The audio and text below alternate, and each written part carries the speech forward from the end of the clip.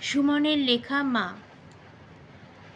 শতাধিক যন্ত্রণাময় রাত, বিলাসিতা হারানো কিছু ইচ্ছে, স্বপ্ন ভাঙার আগুনে দগ্ধ, ফুরাতে না চাওয়া দীর্ঘশ্বাস, সব কিছু এড়িয়ে মা যখন ছুঁয়ে দেয় এ কপাল, সেই স্পর্শের মমতায় আমি আবারও জীবন্ত।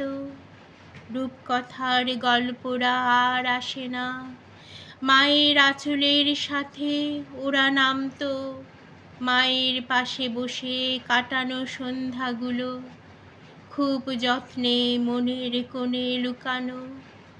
আবেগটা আজও তেমনই রয়েছে, মনটা হয়েছে অভিমানী, আমার এই জীবন বৃত্তে মায়ের কাছে আমি ঋণী।